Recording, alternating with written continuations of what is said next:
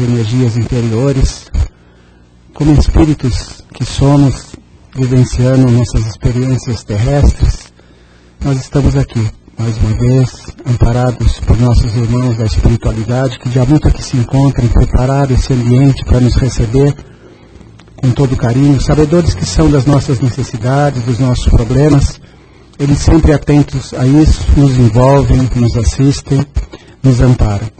Que nós possamos fazer a nossa parte, deixando os nossos corações libertos um pouco das vinculações, dos problemas, das dificuldades, e busquemos essa interiorização para que possa facilitar a aproximação e o trabalho da espiritualidade junto a nós.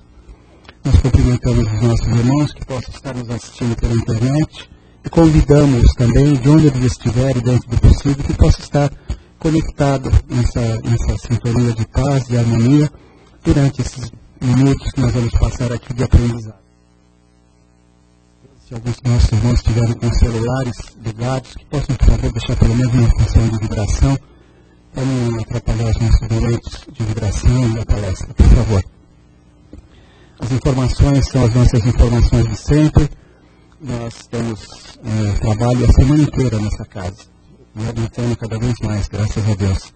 Todos os dias nós temos palestras, à exceção das sextas-feiras, onde nós desenvolvemos uma outra tarefa de acompanhamento aos químicos dependentes, aos familiares, no auxílio, no amparo a estes irmãos que procuram nessa casa com esses problemas tão graves que hoje assolam a humanidade. E nós estamos criando, pelo menos, uma pontinha com muitos outros irmãos nossos dentro dessas tarefas para auxiliar essas famílias, né, e essas criaturinhas irmãs nossas, com essa, podem estar, querido, bem-vindo, com essa problemática, né, tão difícil, tão delicado o tratamento. Nós estamos aqui todas as sextas-feiras, a partir das 19h30. Se alguém souber de algum companheiro, algum parente, algum amigo, familiar mesmo que queira, nós estamos aqui. Nós temos um grupo hoje formado já há algum tempo, adquirindo experiência e aprendendo junto com as próprias pessoas essa maneira de encontrarmos caminhos para lutar contra essa dificuldade tão grande, né, que machuca tantas famílias e tantos irmãozinhos nossos, especialmente a nossa juventude. De segunda, terça e quinta-feira, a exposição é feita às 20 horas, de quarta-feira à tarde às 14h30, de sábado às 15 horas e domingo às 10 com a evangelização infantil. Nós temos um trabalho de assistência social, assistimos 62 famílias carentes, as quais nós realizamos de 30 em 30 dias, nós fornecemos cestas básicas para 2 meses para eles, é uma cesta especial que nós fazemos. Aqueles que quiserem participar, está conosco, é todo segundo sábado de cada mês.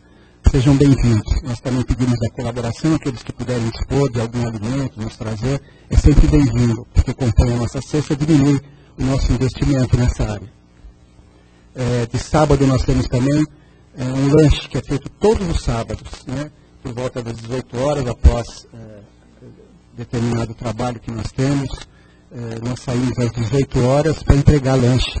Agora, nessa época de frio, além do lanchinho, vai o chocolate quente, né, que está aumentando cada vez mais a quantidade que nós fazemos, porque está aumentando a quantidade de irmãozinhos que nos aguardam lá.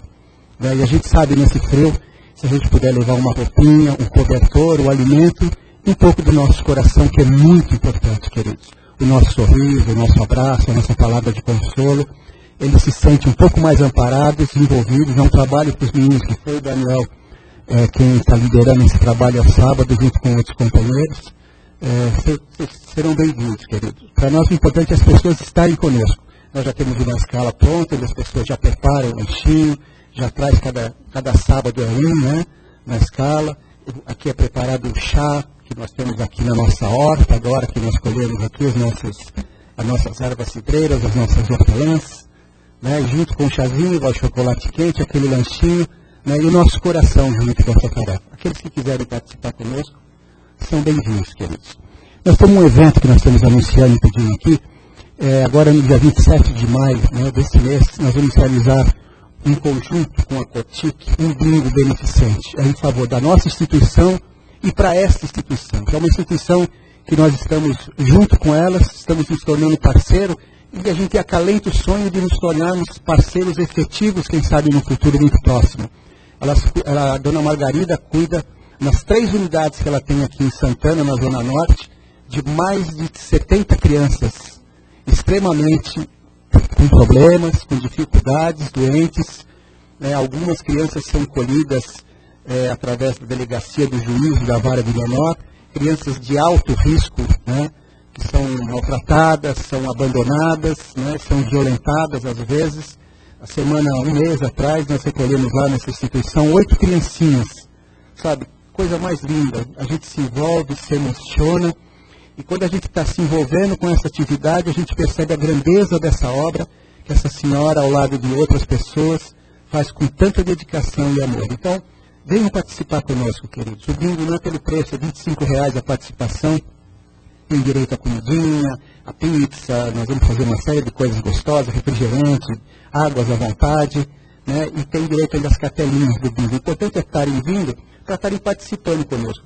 Tem prendas muito interessantes, mas agregar essas pessoas em torno desta tarefa, vai ser muito importante para nós, se nós pudermos levar daqui do centro vocês e aqueles que puderem vir participar conosco, viu?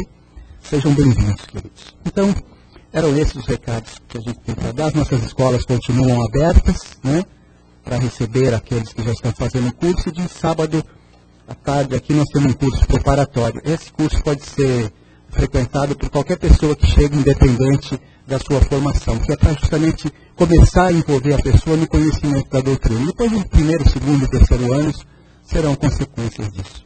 Então, sejam bem-vindos, queridos. Agora nós vamos nos preparar para a nossa prece. Nós vamos ficar à vontade em nossas cadeiras, fechar os nossos olhinhos, não por nenhum motivo místico, queridos, mítico, mas para que nós nos interiorizemos, busquemos essa interiorização através dessa nossa prece, abrindo os nossos corações, respirando tranquilamente, serenamente, controlando a nossa ansiedade, elevando o nosso pensamento e conversando com o Pai, através dos Espíritos bondosos aqui presentes. Senhor, que a bondade do seu amor, mais uma vez, nos assista, nos ampare, nos ilumine, nos fortaleça. Tempos difíceis, Senhor, que nós estamos passando. Ao ver irmãos nossos em dificuldades tão grandes, mas nós estamos aqui, Pai, aprendendo a lição maior que Jesus nos trouxe. A lição de que somos seres imortais, apenas espíritos vivenciando experiência na matéria. Estamos de passagem nesse plano terrestre para o nosso aprendizado. Esteja conosco, Pai, e apesar das dificuldades, dá-nos força porque já conhecemos o caminho do amor, o grande e maior ensinamento de Jesus, para prosseguirmos a nossa caminhada e tentarmos fazer o melhor para nós, o melhor para aquelas criaturas que estão à nossa volta. E ampliando esse nosso horizonte de afeto, nós possamos amar as outras pessoas como se fossem criaturas próximas de nós. Porque é isso que Jesus, nosso amado Mestre, espera de nós. Que nós aprendamos a amar durante a nossa jornada, nos tornando pessoas melhores.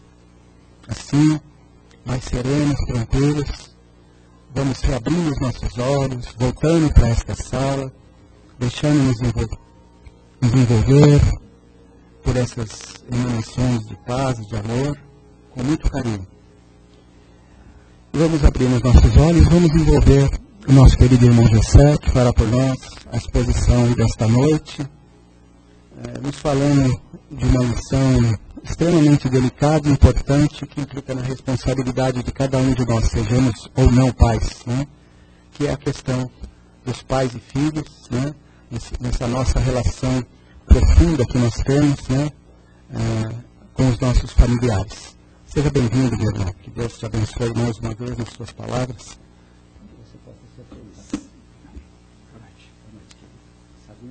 Opa, obrigado. Boa noite a todos. Nós vamos, essa noite, conversar um pouquinho sobre um tema que hoje, como sempre, mas hoje acho que mais até porque nós estamos passando por uma série de dificuldades. Quando eu falo nós, os seres humanos, porque estão reencarnando cada vez mais espíritos e alguns desses nossos companheiros, porque na verdade todos nós somos companheiros na jornada da vida, alguns desses espíritos reencarnam através de nós com dificuldades, como nós também temos as nossas, esses nossos amiguinhos muitas vezes reencarnam com algumas dificuldades. Alguns espíritos vêm com missões importantes nesse momento de transição, na passagem que nós estamos enfrentando agora, da passagem desse mundo de expiação e provas para um mundo de regeneração, mas outros têm missões muito mais específicas com eles próprios. Na verdade, nós todos que estamos aqui, as nossas maiores missões são conosco mesmos e depois, porque nós estamos inseridos na sociedade, é uma missão conjunta em relação ao mundo em que nós vivemos. Então o tema de hoje, ele é exatamente esse, missão dos pais. Ele está no livro Minutos com Chico Xavier, do José Carlos de Luca. E aí o texto começa assim: os pais da terra não são criadores, e sim os zeladores das almas, que Deus lhes confia no sagrado instituto da família. Zeladores das almas, é o que são os pais. E aí, toda vez que eu toco nesse tema, eu sempre gosto de trazer algumas historinhas, né, para ilustrar o tema que a gente está tratando. E em uma outra palestra eu já usei essa historinha, mas é uma historinha que me toca muito, é real, e eu acho que ela nos traz uma lição. Essa historinha, na verdade, ela não serve para nós julgarmos outras pessoas, que nosso papel aqui não é julgar ninguém, mas ela serve como alerta e serve para a gente raciocinar, a gente refletir sobre determinados acontecimentos e sobre a nossa própria missão na Terra. Há alguns anos atrás, na verdade, mais de 10 anos atrás, as pessoas mais velhas aqui devem se lembrar desse caso, nós tivemos um caso em Brasília, no Distrito Federal, que chocou o país inteiro.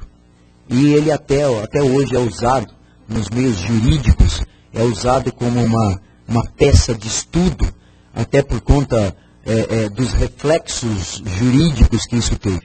Mas muito mais do que os reflexos jurídicos, você tem também os reflexos humanos, os reflexos, como é que esse acontecimento casa, como é que ele cai na psique coletiva, como é que a sociedade vê determinadas coisas.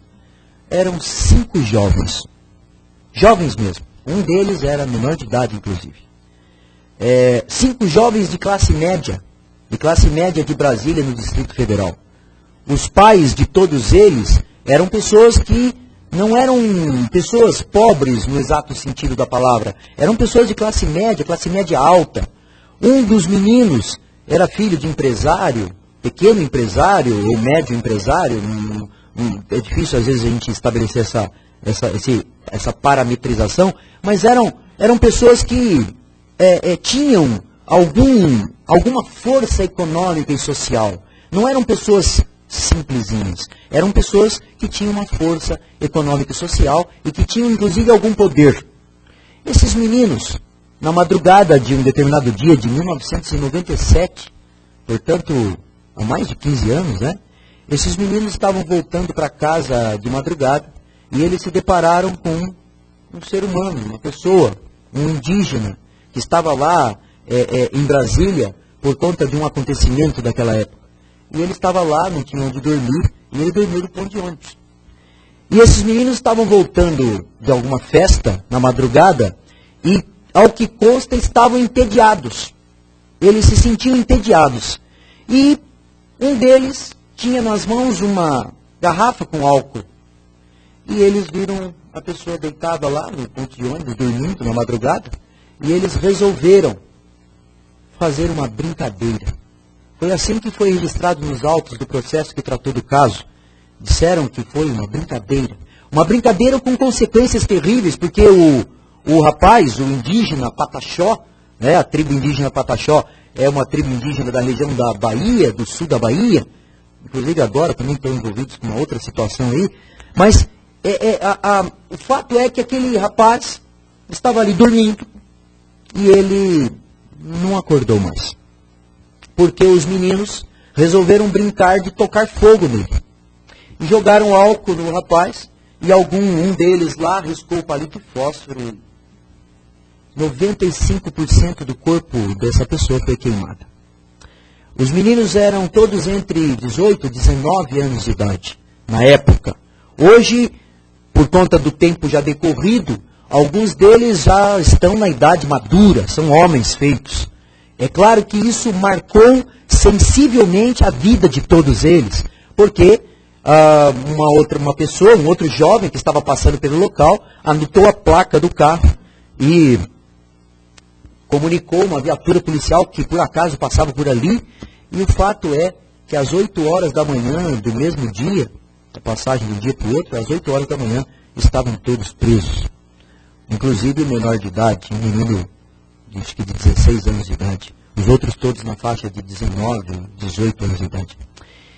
Bom, o que me tocou profundamente na época, o inusitado da barbárie que foi esse crime, 95% do corpo do rapaz queimado, ele estava dormindo, possivelmente não tenha acordado mais, foi socorrido rapidamente, mas com 95% do corpo queimado, ele não resistiu aos ferimentos, ele teve falência múltipla de órgãos, o rim não funcionava mais, e ele acabou falecendo naquele dia mesmo. Os meninos foram presos, e aí começa o outro drama. Quem eram os meninos? Como eu já disse, frutos da classe média de Brasília.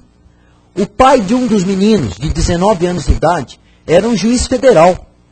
O seu filho, que tinha sido criado com muito carinho, com todas as comodidades que a vida pode proporcionar, ele tinha sido criado em bons colégios, ele tinha tido uma vida razoavelmente tranquila até então, ele não tinha motivo algum, era um bom aluno, não era um mau aluno não, diz que nunca se envolveu com gangues. Em Brasília, um dos grandes problemas de Brasília é o envolvimento da juventude com gangues e com violência, e na verdade aqueles meninos, ao que consta, pelo menos registradamente, não havia nenhum indício de que esses meninos estivessem envolvidos em algum tipo de característica como essa. Gangues, violência, brigas, arruaças. Eram meninos normais, entre aspas. Eram meninos que até então tinham participado da vida escolar, eram meninos com notas razoáveis, alguns até ajudavam os pais em algumas tarefas. Nada podia prever que esses meninos podiam se envolver num acontecimento tão dramático, tão terrível, tão pesado, né? Mas o fato é que isso ocorreu. E eu me lembro que na época, alguns de vocês, alguns dos senhores podem se lembrar também, né? Na época, houve uma comoção nacional, foi um caso muito falado na época. O juiz, inclusive, deu entrevistas falando da situação. E eu me lembro que numa das entrevistas, quando ele vai visitar o filho preso, a repórter pergunta a ele, o que o senhor acha da atitude do seu filho? E eu me lembro que ele era tido como um homem rígido na conduta dele como juiz, era um homem considerado austero, uma pessoa que tinha uma conduta considerada moralmente irretocável, e ele teve que enfrentar essa situação de o filho estar sendo acusado de assassinato. O Ministério Público, na época, acusou os meninos de assassinato triplamente qualificado, né, com agravantes terríveis, né, a falta de defesa da vítima, o fato de que a vítima estava dormindo, que nem sabe o que aconteceu, uma série de qualificadoras, tipificadoras aí da conduta criminal, que eram terríveis. E aí a repórter pergunta para o juiz, para o pai. Naquela situação, não era um juiz, era um pai que estava ali, indo visitar um filho que estava preso numa situação complicada como essa. E eu me lembro que o juiz disse alguma coisa do tipo, não me lembro das palavras exatas, mas eu me lembro da expressão dele e do que significava aquilo. E ele, muito abalado, com os olhos marejados de lágrimas, ele dizia, olha, eu sei que a sociedade exige que meu filho seja punido. Como juiz, eu não posso me furtar a dizer que, de fato, se este caso fosse julgado por mim, eu não hesitaria em condená-lo, porque é um caso tecnicamente muito simples do ponto de vista penal. Mas eu ouso dizer, E aí ele dizia, eu repito 1000 vezes, eu sei que ele errou. Ele deve assumir a responsabilidade pelos atos dele. Ele deve enfrentar a justiça. Mas eu estou aqui não como juiz. Eu estou aqui como pai de um filho que está sendo acusado de um crime como esse.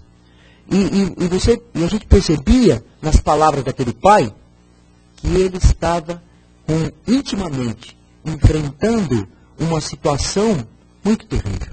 Você percebia nas palavras dele que naquele momento ele não sabia direito o que dizer. Ele estava, na verdade, sofrendo dentro dele, internamente, ele estava enfrentando um drama pessoal muito terrível. O menino, de fato, ele e os outros, permaneceram presos alguns anos. Depois, aí houve uma série de pressões, uma série de reviravoltas no caso, e de fato, embora eles tenham ficado presos alguns anos, não ficaram tanto quanto talvez uma grande parte da sociedade gostaria que fosse. O fato é que eles amargaram a prisão em regime fechado por alguns anos, mas depois aí teve uma série de coisas que acontecem nesses casos, e aí eles acabaram, hoje, claro, todos estão, eu verifiquei hoje, até para dar a palestra, como é que estava esse caso, e todos eles estão soltos, estão exercendo as suas funções, alguns contatados pelas reportagens, né, depois de muito tempo de ter passado o caso, eles não querem mais comentar sobre o assunto, e o próprio juiz hoje já está aposentado, mas até a última entrevista que eu vi sobre o caso, ele dizia que foi dos piores dramas da vida dele, mas que ele tinha aprendido muito, ele e o filho, com o caso, que foi um drama terrível que nunca mais seria esquecido. Gente, na verdade, eu não trouxe este caso aqui hoje para que a gente faça julgamentos, e nem para que a gente fique revoltado com a questão da justiça do nosso país, não é para isso. É para falar que, na verdade, existem dramas que fogem muitas vezes ao nosso controle. Embora, muitas vezes, nós como pais, cumpramos o nosso papel de zeladores das almas, como diz aqui, muitas vezes, aqueles espíritos, eles já trazem com eles bagagens muito antigas, e eles precisam do nosso concurso para enfrentar os problemas que advirão nas vidas deles. Então, basicamente, o que nos ensinam os espíritos é a missão dos pais. Ela é absolutamente imprescindível para o crescimento dos espíritos. A missão dos pais, ela não pode ser furtada. Ela não pode ser colocada de lado. Nós não temos filhos por acaso. Os filhos são reflexos das nossas próprias condutas. E há responsabilidade dos espíritos por aqueles outros espíritos que são colocados nas nossas mãos. Não é possível, por egoísmo ou por qualquer outra desculpa, nós nos furtarmos a tarefa imprescindível de educarmos adequadamente os nossos filhos. Os espíritos que tratam desta questão, eles realçam a questão da responsabilidade. Mas eles colocam muito claramente o seguinte: além do conforto material, do lar adequado que nós temos de dar aos nossos filhos, da questão de fazermos com que a caminhada deles seja possível, nós precisamos dar a eles, além do alimento material e do conforto material, que é a preocupação de muitos dos pais, nós precisamos dar a eles alimento moral, alimento espiritual. É necessário que eles aprendam conosco como viver, como enfrentar a vida. A questão material, ela é importante, mas ela não é o mais importante para os nossos filhos. Nós, como pais, muitas vezes esquecemos que os filhos precisam sim, enquanto eles ainda são espíritos em formação, enquanto eles ainda estão sob a nossa conduta, eles precisam estar vinculados a determinados aprendizados. E não é só o carinho e o amor. O amor e o carinho exigem também a disciplina, a firmeza quando é necessário. Isso é absolutamente imprescindível. Nos dias atuais, uma das coisas mais importantes que os homens, as mulheres, os pais de família procuram é como conduzir os seus filhos. Como equilibrar a liberdade que é necessária e que cada vez mais é exigida com as exigências maiores do plano espiritual em relação a nós espíritos, quando conduzimos os nossos filhos. Para onde conduzimos? Nós, pais, não somos donos dos nossos filhos. Os pais não podem agir como se fossem donos do caminho dos filhos. Eles são aqueles que vão regar esse caminho. Eles são aqueles que vão descortinar o caminho. Eles são aqueles que vão demonstrar o caminho. Mas eles não são donos dos caminhos. Os espíritos são absolutamente livres. Nós gostamos da nossa liberdade enquanto espíritos. Portanto, devemos respeitar a individualidade e a liberdade dos espíritos que são nossos filhos. Mas respeitar essa individualidade não significa nos tornarmos escravos dos nossos filhos. Não significa permitir que eles façam todos os caprichos ao bel prazer das facilidades que o mundo traz. O mundo traz para nós inúmeras facilidades. Qual é o papel dos pais? Demonstrar que essas inúmeras facilidades, essas ilusões todas que o mundo constrói, não é adequada para o crescimento de nós todos como espíritos. A gente já sabe algumas coisas básicas. A primeira coisa básica é que nós somos espíritos imortais. Portanto, precisamos da caminhada de 50, 60, 70 anos na Terra. Nós necessitamos desse caminho, mas necessitamos desse caminho como aprendizado. Para todos isso é real. Nós somos como se fôssemos alunos matriculados na escola da vida antes dos nossos filhos. Também somos alunos, assim como eles. Nós também estamos em aprendizado. Nós também enfrentamos angústia, solidão, desesperança. Nós também buscamos alegria, satisfação, liberdade, individualidade. Mas nós temos o dever de demonstrar aos nossos filhos quais são os caminhos adequados. Este equilíbrio entre não sermos donos dos nossos filhos, não escravizá-los aos nossos caprichos e também não sermos escravos da agressividade deles, do domínio deles, é esse equilíbrio que nós buscamos. Os pais, os educadores, os psicólogos trabalham muito com essas questões. Os homens de hoje, os pais de hoje, buscam, às vezes desesperadamente, como lidar com seus filhos. Eles estão cada vez mais propensos a estarem agarrados às liberdades que são proporcionadas, inclusive pela lei. A lei garante essas liberdades, mas nós não podemos nos furtar, não podemos esquecer que nós somos responsáveis por eles. Nós somos responsáveis o tempo inteiro pelos nossos filhos? Não. Nós somos responsáveis principalmente nos primeiros anos de vida, quando eles formam a sua consciência. Não podemos esquecer que os nossos filhos são espíritos, muitas vezes mais experientes do que nós. Às vezes a gente encontra espíritos ainda em formação e a gente fica admirado com o conhecimento deles, com a sabedoria, com a inteligência. Às vezes não tem tanta sabedoria, mas tem uma inteligência, uma perspicácia, uma capacidade de mobilização que nós ficamos impressionados. Muitas vezes os filhos hoje nascem com determinadas características psicológicas e a gente fica impressionado como eles manipulam as pessoas. 3, 4, 5 anos de idade, 7 anos de idade. E eles aprendem a manipular muito bem. E aí a gente fica admirado. Como é que pode? O menino tem 5 anos e já faz isso tudo. Olha só o trabalho, o baile que ele dá na mãe e no pai. Eles são espíritos.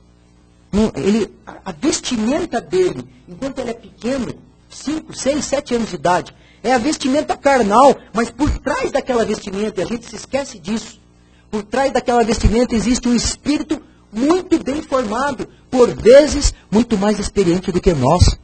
Só que a gente não enxerga dessa maneira, a gente olha assim, a gente vê uma criança, mas é um espírito. nossos filhos são espíritos. Tem até um livro, né, com esse título. Nossos filhos são espíritos. Muitas vezes com amplas experiências, várias reencarnações. E por que eles estão ali na nossa mão? Porque nós somos zeladores do caminho deles. Nós temos responsabilidade nesse caminho. Enquanto eles estão conosco, naqueles primeiros momentos da infância, é o momento adequado de formar neles, encaminhando-os na direção do bem. Muitas vezes são espíritos que já fracassaram 1000 vezes e estão ali na nossa mão, naquele momento, para ver se é possível, através das nossas palavras e principalmente através dos nossos exemplos, se eles seguem o caminho do bem. Aliás, é mais importante o exemplo do que milhares de palavras. Os filhos prestam muito mais atenção nos nossos exemplos. Embora muitas vezes eles digam que não concordam com o nosso jeito, mas eles prestam muito bem atenção no nosso jeito. Eles sabem como você age em cada situação. E passado muito tempo, quando nós, em alguns momentos, quando nós vamos confrontá-los, muitas vezes eles se saem com alguma coisa. Mas pai, eu já vi você fazendo isso. Mãe, mas você faz isso o tempo inteiro, mãe. Filho, não faça assim, mas mãe, tá bom, eu não vou fazer, mas você faz isso. Eles prestam atenção nos nossos exemplos. A gente tem uns ditados antigos, eu sempre me venho com esse negócio de ditado antigo, né? Mas, na verdade, tem alguns que são de muita sabedoria. E eu lembro que a minha avó falava assim, é de pequeno que se torce o pepino. Né? Ela falava algumas coisas desse tipo. Os mais antigos sabem muito bem o que significa isso. Olha lá, se você cria o seu filho incentivando determinados comportamentos agressivos, você incentiva o seu filho a fazer coisas que você sabe que não é muito legal, mas você acha bonitinho ele fazer. Desde pequeno você incentiva ele a fazer aquelas coisas. O menino vai crescer, ele vai fazer aquilo. Claro. Né? Eu já vi pais, eu acho isso interessante, um absurdo, mas a gente vê o tempo inteiro. Eu já vi pais que ensinam, bate no rosto dela, vai, o pai falando para o filho bater no rosto da mãe. Criança pequena de colo. Bate no rosto dela, bate aí. Vê como é. E a mãe, não faz isso não. Ah, nada, bate sim. Que pai é esse? Um dia esse menino vai crescer. Ele não vai só bater na mãe, talvez ele queira bater em você também. Né? Ele vai ter mais força física que você. Talvez algum dia ele não tenha o respeito por você adequado, porque você não se deu ao respeito durante toda a vida. E ele vai talvez um dia agredir. Que negócio mais triste. Um filho agredir um pai. Mas a gente vê isso muitas vezes. Né? A mãe, às vezes você vê crianças que batem na mãe, chutam a mãe, fazem coisas terríveis com a mãe. E a mãe não tem firmeza. Às vezes a gente precisa ter firmeza sim. E olha, não sou eu que estou dizendo isso não. Hoje até os psicólogos colocam isso claramente. É necessário sim ter firmeza, aprender a dizer não. A criança, os psicólogos ensinam isso. Elas anseiam por alguém que ponha freio nelas. Porque a vida não põe freio em nós. Os adultos não têm freios. Não precisam ter, primeiro, as leis terrestres. Coloca freio na gente. Se não coloca, se a gente é meio rebelde com a vida aí, a gente paga preço. Paga o preço, a gente paga o preço. Tá bom, você não quer falar das leis terrestres, porque elas são cheias de falhas? Tá bom, então vamos falar das leis espirituais. Nós, adultos, já sabemos que a vida nos coloca freio sim. A minha esposa repete sempre uma coisa que, né, ela fala e é verdade.